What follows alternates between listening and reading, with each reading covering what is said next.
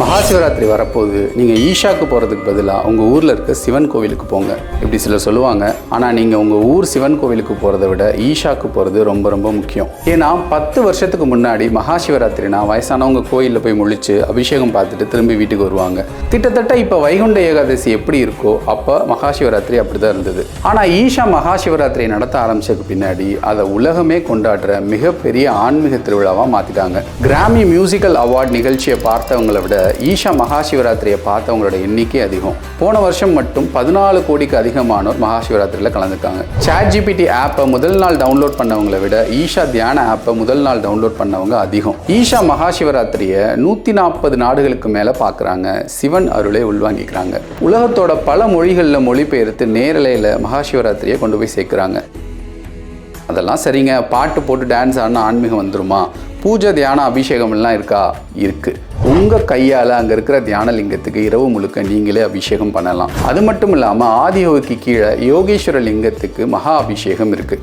ஆதியோகிக்கு மகா தீப ஆராதனை இருக்குது. தேவி உற்சவம் இருக்குது. இரவு 12 மணிக்கு நமசிவாய பஞ்சாட்சர மந்திர தியானம் இருக்குது. பிரம்ம முகூர்த்தத்தில் சம்போ மந்திர உச்சாடனம் இருக்குது. திருஞான சம்பந்தரும் திருநாவுக்கரசரும் பாடின திருமுறைகள் இருக்குது.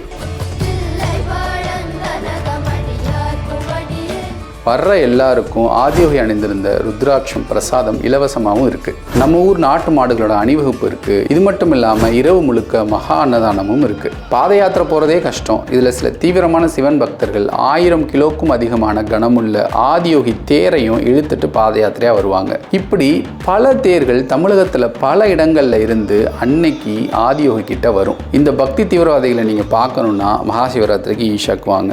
இது ஏதோ எங்கள் ஊரில் நடக்கிற சித்திர திருவிழா மாதிரியோ இல்லை திருவாரூர் தேர் மாதிரியோ அந்த ஊர் திருவிழா மட்டும் இல்லை, மொத்த உலகமும் பங்கு பெற மிகப்பெரிய ஆன்மீக திருவிழா இந்த மகாசிவராத்திரி. நாம் ரொம்ப வருஷமாக தென்னாடுடைய சிவனை போற்றி எந்நாட்டவருக்கும் இறைவா போற்றின்னு சொல்லுவோம். ஆனால் உண்மையிலேயே தென்னாடுடைய சிவனை எந்நாட்டவருக்கும் இறைவனாக கொண்டு போய் சேர்த்தது ஈஷாவும் சத்குருவும் தான். நீங்கள் மகாசிவராத்திரிக்கு உங்கள் குலதெய்வ கோயிலுக்கு போகிறீங்களோ இல்லை உங்கள் ஊர் சிவன் கோயிலுக்கு போகிறீங்களோ போங்க. ஆனால் 12 மணிக்கு நடக்கிற மகாமந்திர தியானத்தை மட்டும் தவற விட்டுறாதீங்க. அத்தனை லட்சம் பேரும் ஒரே குரலில் நமசிவாய மந்திரத்தை உச்சரிக்கிறது, அந்த ஒற்றை நாதத்தில் அத்தனை உயிரும் ஒன்றி போகிறது வாழ்க்கையில் நீங்கள் அனுபவிக்க வேண்டிய ஒன்று.